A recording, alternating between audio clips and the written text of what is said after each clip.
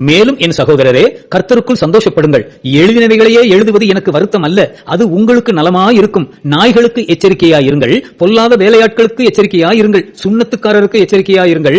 ஏனெனில் மாம்சத்தின் மேல் நம்பிக்கையாயிராமல் ஆவியினாலே தேவனுக்கு ஆராதனை செய்து கிறிஸ்து இயேசுவுக்குள் மேன்மை பாராட்டுகிற நாமே விருத்த சேதனம் உள்ளவர்கள். மாம்சத்தின் மேல் நம்பிக்கை வைக்க வேண்டுமானால் நானும் வைக்கலாம். வேறொருவன் மாம்சத்தின் மேல் நம்பிக்கையாய் இருக்க நினைத்தால் நான் அதிகமாய் அப்படி செய்யலாம். நான் 8ஆம் நாளில் விருத்த சேதனம் அடைந்தவன். இஸ்ரவேல் வம்சத்தான், பென்யமீன் கோத்திரத்தான், எபிரேயர் பிறந்த எபிரேயன், நியாயப்பிரமாணத்தின்படி பரிசேயன், பக்தி வைராக்கியத்தின்படி சபையை துன்பப்படுத்தினவன், நியாயப்பிரமாணத்துக்குரிய நீதியின்படி குற்றம் சாட்டப்படாதவன்.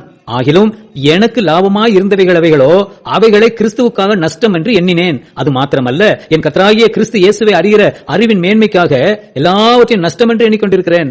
நான் கிறிஸ்துவை ஆதாயப்படுத்திக் கொள்ளும்படிக்கும் நியாயப்பிரமாணத்தினால் வருகிற சுய நீதியை உடையவனாயிராமல் கிறிஸ்துவை பற்றும் விசுவாசத்தினால் வருகிறதும் விசுவாச மூலமாய் தேவன் உண்டாக்கி இருக்கிறதுமான நீதியை உடையவனாய் இருந்து கிறிஸ்துவுக்குள் இருக்கிறவன் என்று காணப்படும்படிக்கும் இப்படி நான் அவரையும் அவருடைய உயிர்த்தெழுதலின் வல்லமையையும் அவருடைய பாடுகளின் ஐக்கியத்தையும் அறிகிறதற்கும் அவருடைய மரணத்திற்கொப்பான மரணத்திற்குள்ளாகி எப்படியாயினும் நான் மரித்தோரிலிருந்து உயிரோடு எழுந்திருப்பதற்கு தகுதியாகும் படிக்கும் அவருக்காக எல்லாவற்றையும் நஷ்டம் என்று விட்டேன், குப்பையுமாக எண்ணுகிறேன். நான் அடைந்தாயிற்று அல்லது முற்றும் தேறினவனானேன் என்று எண்ணாமல் கிறிஸ்து இயேசுவினால் நான் எதற்காக பிடிக்கப்பட்டேனோ அதை நான் பிடித்துக் கொள்ளும்படி ஆசையாய் தொடர்கிறேன். சகோதரரே, அதை பிடித்துக் கொண்டேன் என்று நான் எண்ணுகிறதில்லை. ஒன்று செய்கிறேன், பின்னானவைகளை மறந்து முன்னானவைகளை நாடி கிறிஸ்து இயேசுவுக்குள் தேவன் அழைத்த பரம அழைப்பின் பந்தய பொருளுக்காக இலக்கை நோக்கி தொடர்கிறேன். ஆகையால் நம்மில் தேறினவர்கள் யாவரும் இந்த சிந்தையாய் இருக்க கடவோம். எந்த காரியத்திலாவது நீங்கள் வேற சிந்தையாய் இருந்தால் அதையும் தேவன் உங்களுக்கு வெளிப்படுத்துவார். ஆகையால் நாம் எதுவரையில் தேறியிருக்கிறோமோ அது முதல் ஒரே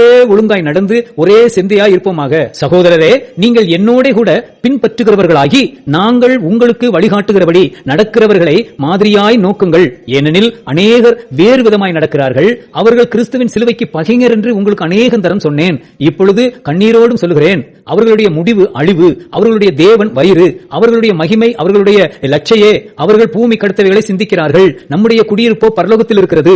அங்கே இருந்து கர்த்தராகிய இயேசு கிறிஸ்து என்னும் இரட்சகர் வர எதிர்பார்த்துக் கொண்டிருக்கிறோம். அவர் எல்லாவற்றையும் தமக்கு கீழ்ப்படுத்திக் கொள்ளத்தக்க தம்முடைய வல்லமையான செயலின்படியே நம்முடைய அற்பமான சரீரத்தை தம்முடைய மகிமையான சரீரத்திற்கு ஒப்பாக மறுரூபப்படுத்துவார்.